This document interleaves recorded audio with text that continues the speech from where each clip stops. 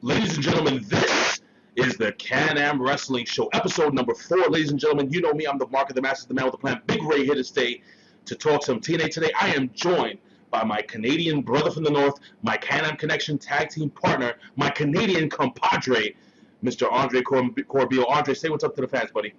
How y'all doing, TNA Mecca fans, Andre Corbeil listeners, Big Ray listeners, OneWrestling.com listeners? It's 9 p.m. Tuesday, Can-Am Connection in the house.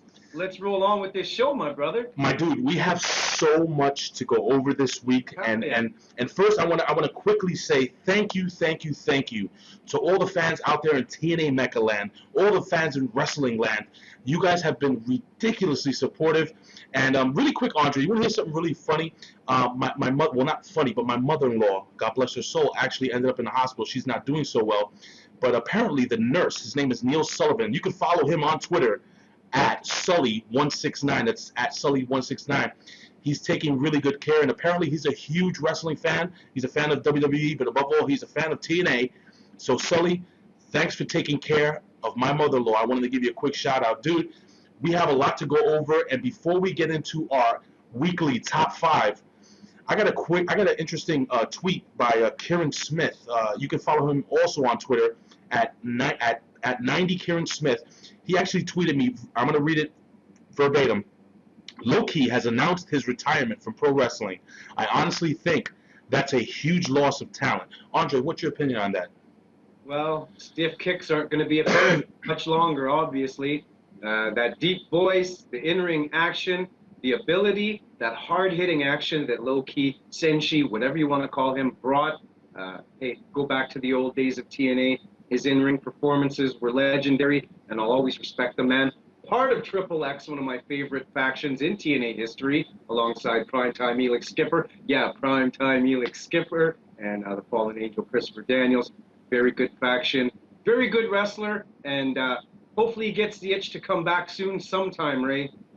Well, I honestly feel that he was definitely underutilized and unappreciated in the WWE. And speaking about unappreciated, I'm going to give a special shout out to one of our TNA Mecca subscribers. He actually gave us a fantastic top 5 idea. Guys, thank you for interacting with us every single week. We're reading your comments, we're getting your ideas, we're putting shows together with your help, and we really appreciate it. So a special shout out to JRob22 for giving us this week's Top 5. The Can-Am Connection Show's Top 5. All right, so the top 5 this week, Andre, is the top 5 unappreciated TNA talents. What do you think about, when you hear unappreciated, what do you think about that? Unappreciated, underutilized, a mesh of the two. I'll start off first, I guess, or do you want to start off first? Do you mind if I start off first? Absolutely. All right, really cool. All right, so I'm not going to get into, we have so much show, so I'm not going to get into detail as to why. I'm going to leave it up to you guys, whether you guys out there in TNA and Mecca Land agree with us, disagree. We want to hear your top 5. We want to hear your top 10, your top 20, whatever you want to post. It doesn't matter. Ladies and gentlemen, this is a free form. We want you guys to again, participate. So, my number 5 is Mr. Lance Hoyt. Back in 2004, if you remember, there was he was actually really getting over. He had this little gimmick, Hoytomania, and he had a really good feud with Team Canada and Abyss. And then slowly but surely, you know, he joined the Rock and Rave Connection. And honestly, this guy, I honestly feel that he is a big guy. He had a fantastic look. He was actually pretty decent on the mic. I mean, he's still working. He's actually working now with, if I'm correct, TCW. He was just their world champion. And again, when he went to WWE, I saw big things for him. Unfortunately, if I don't know if it's just me, but I feel like WWE doesn't take TNA talent too seriously. You saw what they did with Marcus Corvan, or what was his name at TNA again? That was a few guys like Paul London that got any notoriety, CM Punk, Ron the Truth Killings. And you're absolutely right, my friend. There is kind of like a blind eye, a cold shoulder pertaining and relating to TNA talent coming up. Lance Hoyt, he actually came into TNA as Dallas, a character named Dallas. That's who he debuted as. After he left TNA, he went over to Japan for a while before joining the ranks in TCW, becoming their World Heavyweight Champion, which is also the former NWA North American Heavyweight Champion. Championship, a beautiful title. So, hey, that's a great pick. I'm going to roll on with my number 5, my debut pick. Go ahead. The first TNA World Heavyweight Champion. Yeah, the most dangerous man on the planet, Kenny Shamrock. That's a hell of a pick, dude. That's a really. I mean, why did he pick Ken Shamrock? Why am I picking Ken Shamrock? Yeah, why? Well, he came in, he was the inaugural champion, obviously to give the title some face value, and he dropped the title to, I believe it was Raw the Truth Killings. A couple weeks later, Kenny even stated in a recent interview, matter of fact, when he was touching base on his brother and all of the upcoming MMA stuff going on, pertaining and relating to wrestling, he mentioned that he thinks the WWE Hall of Fame has blackballed him, and that during his time, his tenure in Total Nonstop Action Wrestling, he didn't feel he had enough time to work the program that he wanted to, for one, and two, was capable of doing. So he wanted a longer program with Total Nonstop Action Wrestling, but clearly he was brought in for face value, namesake, as the first inaugural champion in Total Nonstop Action Wrestling. So that's where I get the underappreciated, underutilized factor rolling in or pertaining to Kenny Shamrock. Well, I got to be honest with you. I mean, that's actually an excellent number 5. Yeah. I always felt that Ken Shamrock was always underappreciated. I mean, the guy did come from MMA, and the work that he did in the WWE was really phenomenal. He was actually, you know how you always say believability? The guy had nothing but believability. He had a great, I always talk about a look, but I'm not just talking about the physique. I'm just talking about his overall look, the stare, the ability to pull in the crowd, to again, believable. But that's a fantastic choice, bro. He definitely had that crossover ability that others crossing over didn't have. I agree. Well, I'm going to jump into my number 4. And my number 4, a lot of people like him. A lot of people don't like him. I've always been a fan of him. And all I have to say to my Latino fans is, Orale, arriba la raza. Yeah, my main man, Conan. I think he started back in about 2002 or 2003. He was a big part of TNA back in the day. He was with the 3 Live Crew, and then later on, he actually became a mouthpiece for LAX. I think Conan is very outspoken, and because of that, I think that he was never given the just due. Again, Conan, I feel, has always been underappreciated. When he was in the NWO, he might have been one of the most over wrestlers at the time. But because Kevin Nash was running the show, Hulk Hogan was running the show, he was never given his just due. Again, with TNA, same thing. If I'm correct, he did a couple of shoot interviews while he was still with TNA, and he spoke his mind. So again, he was never given the push or given the credit that I think he deserved. I think he did a hell of a job with Hernandez and Homicide as their manager. Dude, what do you think? Key to opening the door to that tag team. It's interesting that you mentioned his mouth may have gotten him in trouble, because while you started off on Conan, bing, bing, that's instantly the light that went on in my head. He probably would have gotten utilized a little bit better. And like you said, he did have a big piece in the early days of TNA. And my little issue with Conan, why I wouldn't pick him or have him fit my top 4, is his post-TNA days, his interviews, his shoot interviews, and like you said, his mouth, and what he said pertaining and relating to the company. It's, hey, where's the toilet paper? Because he crapped all over our company. Talked a lot of crap. I agree. Well, who's your number 4? I respect the man. He came into WCW shortly after being the Mexican heavyweight champion, I believe it was. And what was his finishing move? The 187? Was it the 187? The 187, yeah. I loved it, bro. I loved it. But when Conan tore his tricep, right, it never was the same coming back. What do you think in that regard before I roll on with my number 4, brother? Well, again, he was never the same in ring, but this is where I find value in him, where he was able to move into that managerial role and become a valuable mouthpiece to an extremely talented, at that time, young tag team. And I think he actually helped put these guys on the map. And look, Homicide's still doing this thing on the independent circuit every once in a while, TNA, and Hernandez is actually a mainstay in TNA, so I think he did his job, and I think he's very underappreciated. But, Andre, let's jump into your number 4. Who's your number 4, my friend? Dun, dun, dun, dun, dun, dun, dun, dun, dun, dun, for the big horn there. Rhino. Okay. Rhino, okay. TNA World Heavyweight Champion for 24 hours. But when they made him look strong as he won that, I believe it was a gauntlet match that he won to qualify to face the chosen one, Jeff Jarrett. And Jeff Jarrett tried every little shortcut throughout that match to retain his title, and Rhino stood tall. But like I said, he lost the belt, I believe it was 24 hours later. If I'm wrong about that, it was 1 week next show. Yeah, right. But so yeah, Rhino's my number 4, brother. That's actually interesting. I don't have too much to say about Rhino except the fact that I think Rhino was nothing more but consistent. He was a consistent performer. Again, with the look.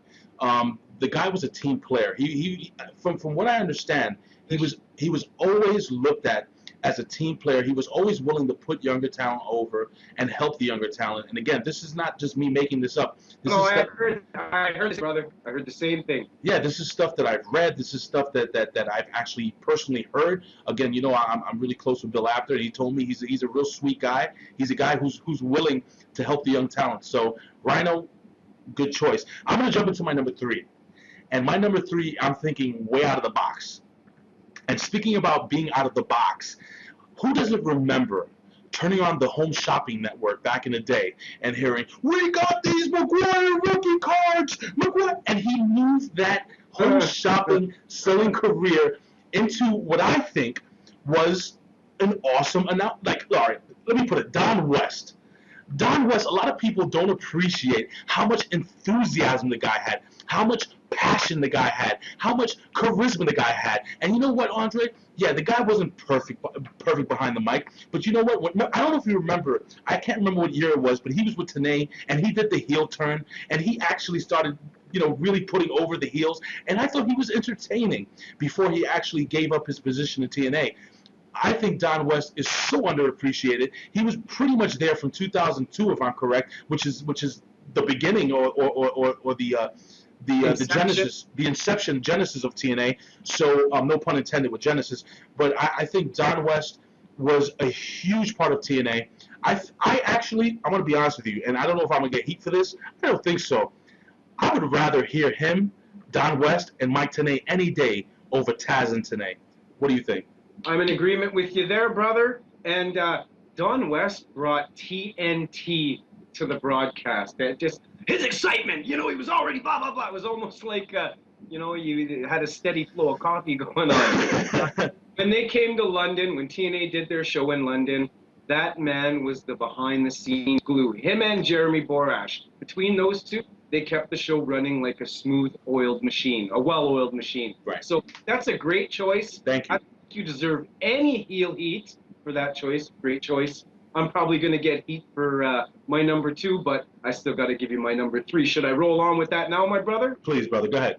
The only man on that talent level to compete that many times for the X Division Championship to never win the title. None other than Sanjay Dutt, the guru, whatever you want to call him, the quickest wrestler. Well, I don't know if he is anymore, but for many years, pace-wise, yeah, Sanjay, ring, ring, ring, I thought he was the quickest wrestler in wrestling. He's explosive. That little flip, stomp finisher he does off the top rope. Nasty. Top rope is sick. Nasty. And I didn't get to touch base on it earlier when we were talking about it. When you were touching base with LAX and Homicide, yeah, he's got one of the greatest finishers in wrestling as well. I put it just under the Canadian Destroyer. Right, I was going to say that's number 2. Yeah, the Gringo Killer. So yeah, I'd have to say Sanjay Dutt, my friend, and I think it'd be a crime, it'd be a crying shame if he retires not ever holding that beautiful belt. You know what? I'm going to actually comment on that. I think Sanjay Dutt is, if not one of the best X Division wrestlers of all time, he's up there. And again, his in-ring performance, you know how I spoke about Conan, I'm sorry, I forgot who I spoke about being consistent. I think it was Rhino. Sanjay Dutt, whenever he's in a match, is consistently professional. He's always on point. You hardly ever see him botch a move. And again, with that finisher, doing a 360 flip and landing on somebody with your feet, and not actually causing internal bleeding. This guy is a consummate professional. And Sanjay Dutt, if you ever listen to us here, I'm a big fan of yours, and I really hope that you do hold the X Division title one day. I think you deserve it, my friend. But I'm going to move on to my number 2. He's definitely not too arrogant to be on Twitter, my friend. That's for sure. Oh, I know that. My number 2 is a bit of a loose cannon, apparently. He's part of one of the greatest tag teams in professional wrestling history.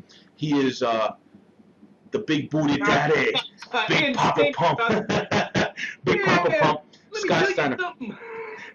Dude, let me tell you something. Let me tell you something. I was actually surprised. I actually did a little research because I said to myself, was this guy ever the TNA World Heavyweight Champion? No. The guy was in TNA for a solid, I think, 4 or 5 years, and he was part of the Main Event Mafia, and during his entire tenure, he never, not once, held the TNA World Heavyweight Championship, not even for a week. Tag champion. He was tag champion. Yeah, but I mean, look, I'm not trying to put down the tag team title, but I think World Championship, listen, tag team. I get you. The guy was WWE champion. The guy was freaking the WCW champion. The guy has held the tag team titles all over the world with his brother Rick Steiner. Multi-time United States champion. And listen, bro, this guy, even though he's not the sharpest tool in the shed, even though his promos are a little rough around the edges. I love them, bro. Oh my God. I think the guy I think he deserved at least one title run. What do you think, buddy? Absolutely, brother. I touched base in one of our early shows when we first started shooting and discussing wrestling. He did a promo in WCW where he was in midstream cutting his heel promo. In mid-flow, he stopped, he looked over, and I gather it was a couple in the crowd. And he looks at the guy and he says, "Let me tell you something. That woman you're with ain't no..." See what? That bitch you're with ain't no woman. Just out of nowhere. He was like in mid-promo, midstream. Like you said, he's not the sharpest knife in the drawer, not the sharpest tool in the shed, but man, pure comedy gold. And hey, at the same time, you can take what Scotty Steiner's saying on the mic as being serious too. I wouldn't want to piss that man off. So that's a great choice. Like you said, he's never won the championship title in TNA. Right. And yeah, being a tag team champion is a great thing, but it's not the coup de grace. So I agree with you there, and that's a great freaking choice, my man. So I'm actually really interested because a couple of minutes ago you said that your number 2 is going to cause some heat. So, and I don't know who your number 2 is. So I'm actually really interested to hear who's your number 2.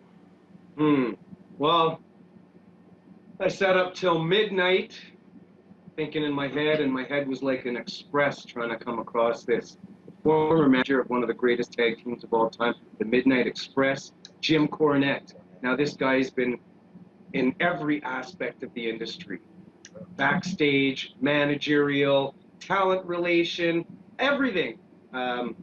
He had his stint in TNA. I don't know if it was something similar to Conan where his mouth got him in trouble. As, you go way back to the days where Jim Cornette was working in Smoky Mountain Wrestling, NWA, all the various organizations or federations, what have you, that he was a part of over the years. Usually his mouth got him in a lot of trouble. So I'm not too sure if that's what led to his departure of the company and heading on over to Ring of Honor and whatnot. But I do think he was underappreciated for all of the amount of things that this man brings to the table, and he was underutilized. I think they should have given him another kick at the can before bringing in the successors. You know what I mean? Well, actually, I got to be honest with you. I've actually received tweets and emails, and people talk to me about Jim Cornette and how they feel, Hulk Hogan should have moved over, and maybe they should have brought him back into the company.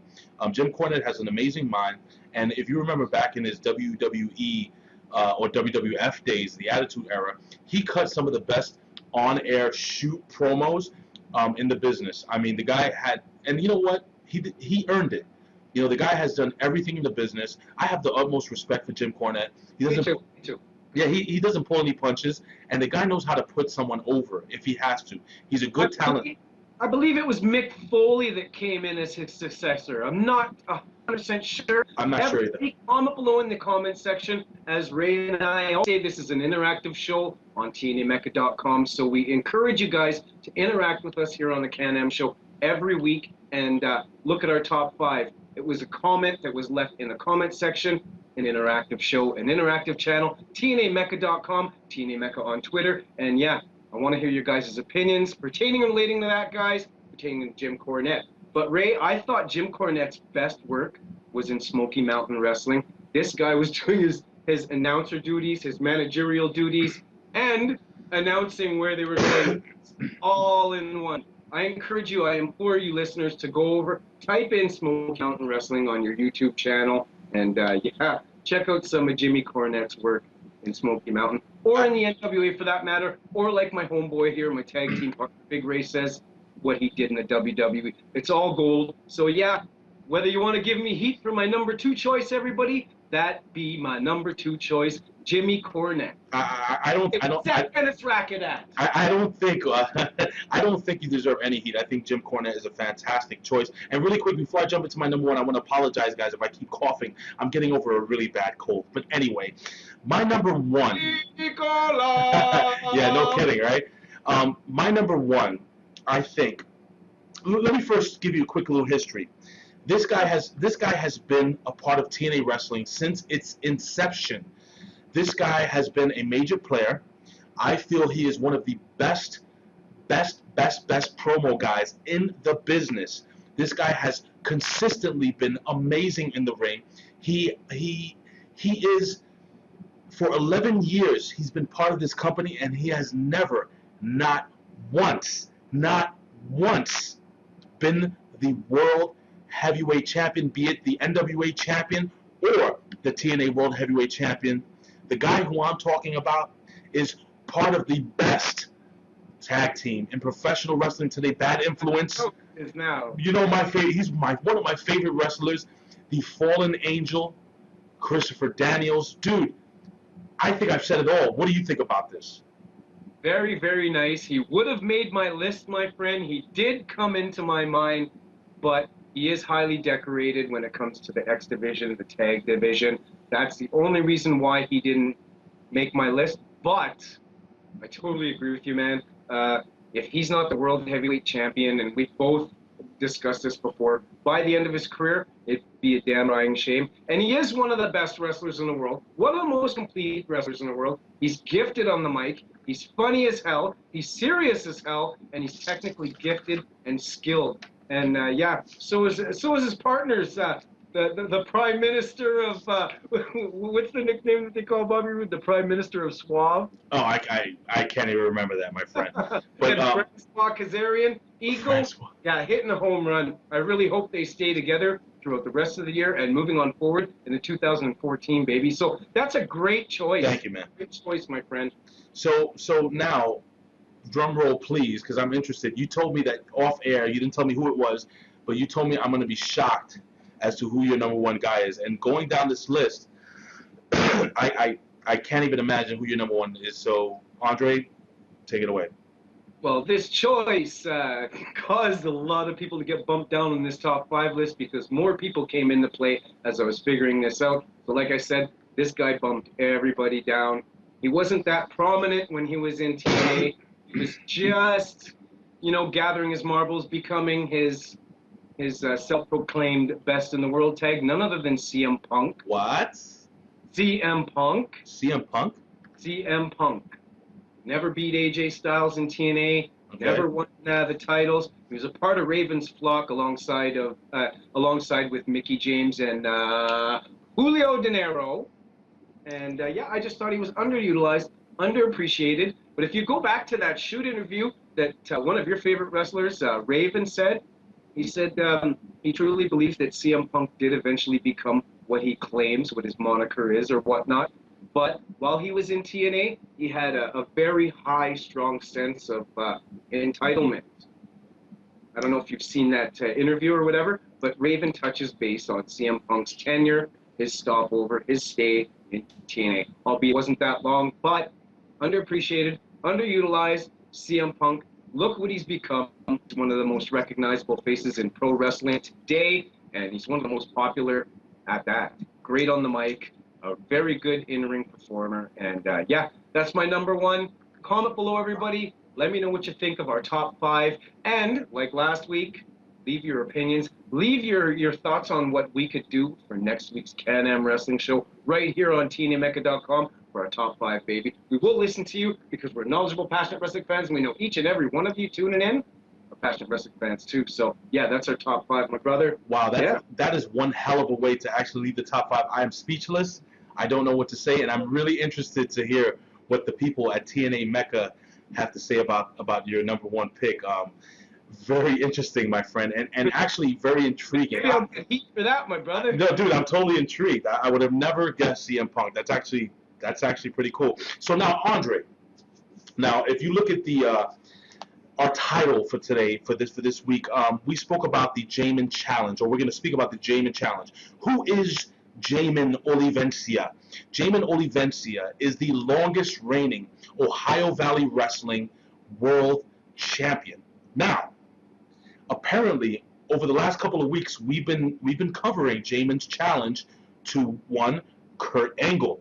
Jamin has decided to skip working his way up the TNA roster, and he wants to go against the best of the best. Calling out the big dog, eh, Jamin? Wow. I love it. So the guy has balls. Let's just be real. And my brother. What's that? Skills. He's got the skills too. Oh, absolutely. Now, apparently on YouTube this past week, he actually put out a video officially challenging Kurt Angle. I mean, he's done it on Twitter and Facebook. We're going to cut away to that real quick. Let's take a look. You recently made a challenge to Kurt Angle. Tell me a little bit about that. Well, first off, let me just go on record and say that I have nothing but the utmost respect for Kurt Angle. He's an Olympic gold medalist, gosh, he's a double Triple Crown winner. He's the most decorated athlete that has ever graced our industry. Kurt Angle is professional wrestling. Kurt Angle is the best ever. Now, in the next few days, I'm going to be the longest reigning OVW heavyweight champion of all time. And, you know, I know everyone knows the list of men that have held this championship. And you got to know that Jamin Olivencia now goes on that list. And not only that Jamin Olivencia goes on the list, but that Jamin Olivencia is on the top of the list. That Jamin Olivencia right now is the thing that's right now. That Jamin Olivencia is the guy that meets Kurt Angle's standards. Because, Kurt, you meet my standards. So here we are right now, Kurt. I'm making the challenge. Do you want to accept, Kurt? Or do you want to continue to pretend you don't hear me right now? Pretend that this doesn't exist? Because to you, right, Kurt, I'm just a kid. I'm just a kid. Well, if that's the case, Kurt, then I shouldn't be a problem then, right? That's what I thought. Make a decision, Kurt. Because I'm not going to stop. And when you think that I might stop, it's only going to get louder and louder and louder and louder and louder. And then, Kurt, I'm going to be knocking on the door. And if you're not going to answer the door, then I'm going to knock down the door. And then I'm going to knock you down. And then I'm going to pin you and beat you. You know, I've said enough. Senor. All right, Andre. So, my gosh, he pretty much came out and said, you know, I'm gonna, if you ignore me, I'm gonna get louder and louder and louder. And he says that he's not only gonna knock down the door, but he's gonna bust down the door and he's gonna pin Kurt Angle. Andre, Jamin Olivencia is making one hell of a statement. How do you feel about Kurt Angle this week not even acknowledging this extremely, extremely fired up young lion? Well, this is bold, brother. Jamin, what you're doing is bold. I respect you for it. And like I said, you're talented enough, you're gifted enough, and you fired the first shot, mano a mano. It hasn't been answered as of yet. Is Jamin going to come out with a part 2? I believe he's got to keep firing it up. Just like he said in part 1, I'm just going to get louder and louder and louder and louder until the Olympic gold medalist acknowledges this man. And I also want to correct you on one thing, brother. What's that, buddy? I think Jamin is a couple days short from approaching that 191-day milestone as the longest reigning OVW champion. currently held by Ohio Valley wrestling trainer Rip Rogers, and legend at that. I believe it's like 3 days left before Jamin reaches that milestone. And hey, this milestone was set back in 1991, so that'll give you listeners that aren't familiar with Jamin Olivencia's in-ring skill, talent, what he brings to the table. Yeah, 1991 was when this milestone was set, and the man's going to break it in a day or two. So, bam, bam, bam, bam, bam. Well, Andre, look, we have been really covering this. I mean, all the talented reporters here at TNA Mecca have been consistently covering this. We've been covering this on video the last couple of weeks. And I know we kind of spoke about this off air, and you weren't really sure whether I should do this or not. But I'm going to do this, and this isn't a work. I'm telling you straight out, Jamin. This is a direct message to you, my friend. This is a friendly challenge. You put out the Jamin challenge. I'm putting out.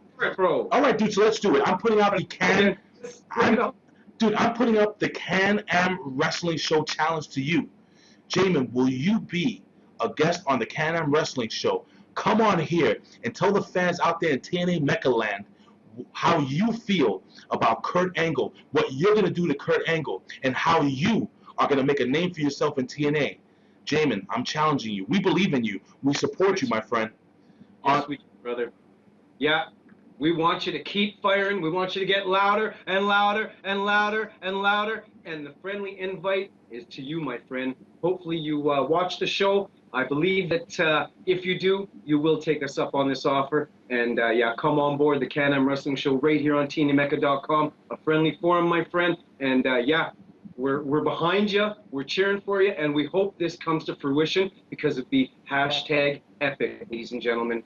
This kid's got heart. He's a lion. He's coming up, and I can't think of a better way than going after the big dogs. So yeah, kudos and applause to you, Jamin. And yeah, come on, brother. And guys, if you don't know who Jamin Olivencia is, number one, you can follow him on Twitter at Jamin Olivencia, and you can find him on Facebook, Jamin Olivencia, his official Facebook page. You can Google it. You can find it right away.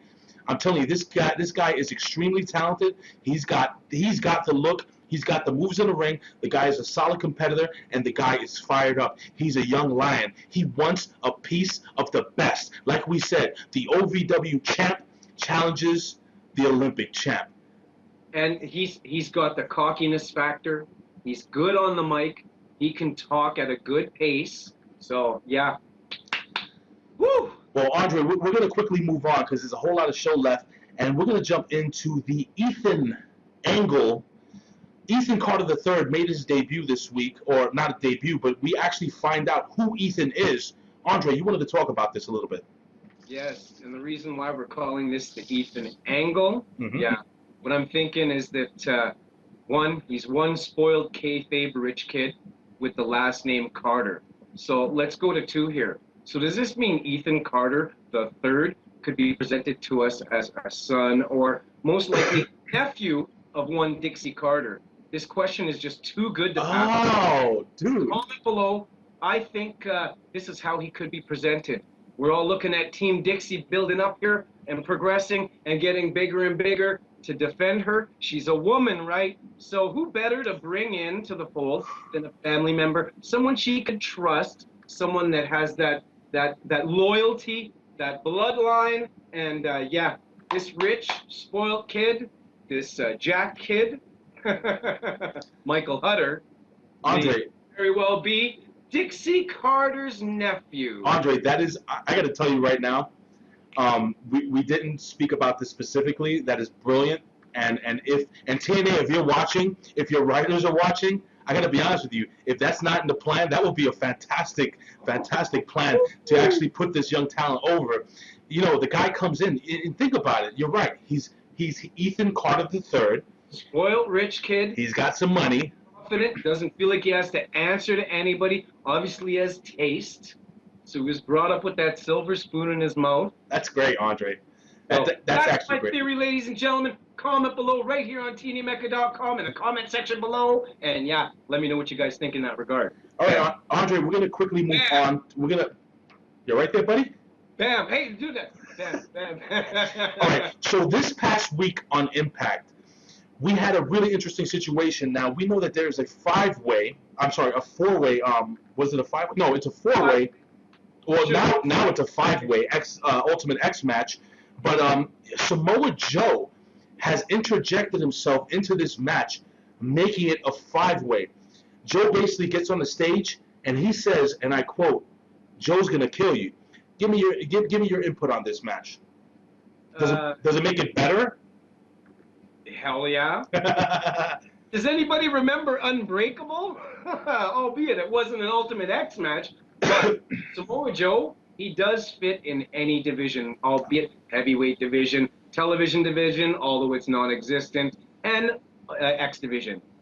He just belongs. So I thought it was going to be a six-way, or a five-way before Samoa Joe interacted. I figured that Kenny King would have been that fifth person. So when Samoa Joe came out, I expected it to be a six-way. So wait, tell Andre. So now I'm actually kind of interested to find out what you feel about this. Why is Kenny King not involved in this? Why is it not a six-way?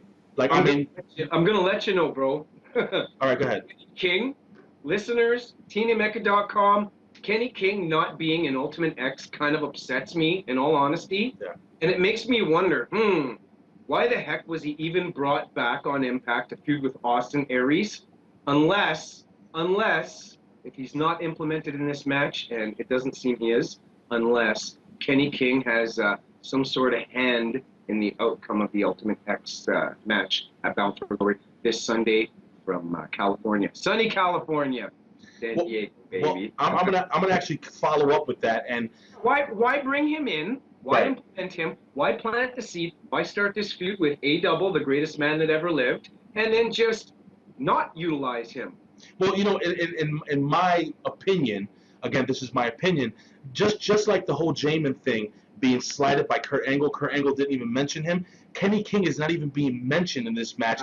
And what a better way to make a statement, to put your name on the map, than interjecting yourself into probably one of the most anticipated matches in TNA in a long, long time. I don't know how you feel, Andre.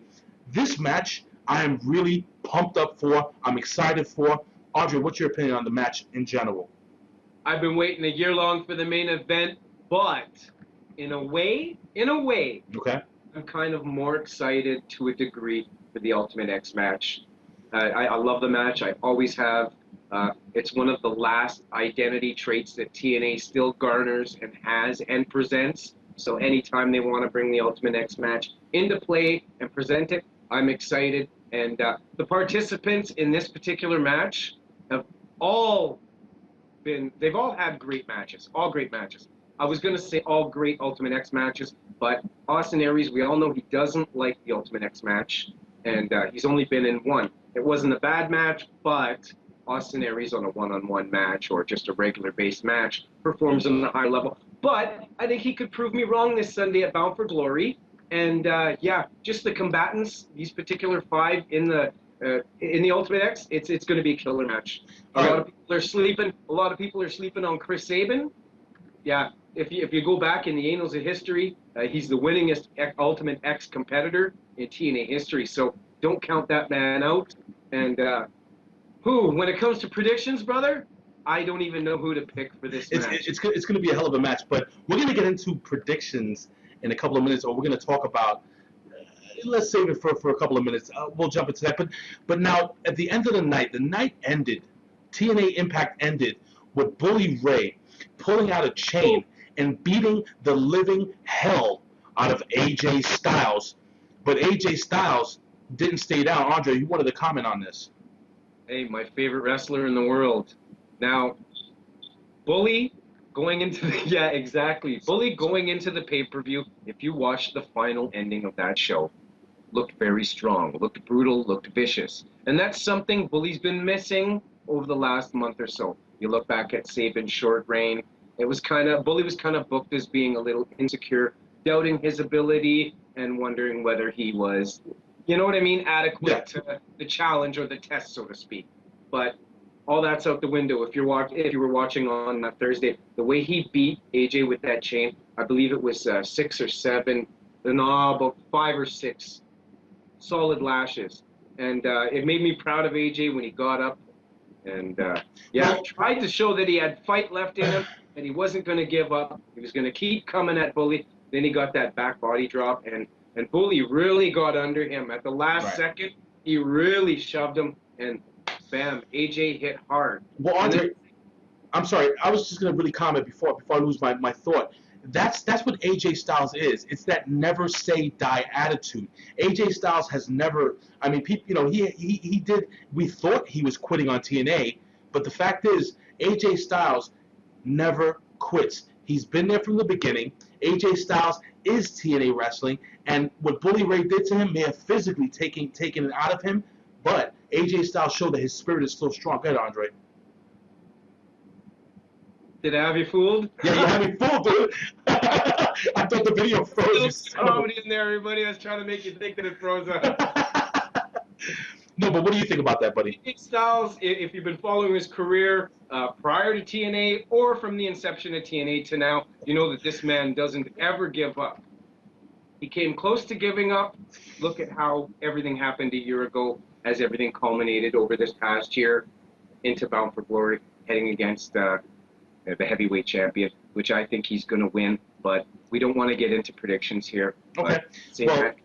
This man right here, the phenomenal one, AJ Styles, is bar none my favorite wrestler in the world, and I think he's the best in-ring worker there is out there. You know what? I have to agree with you. I think AJ Styles, if not is the best in-ring worker, he's actually one of the top 3.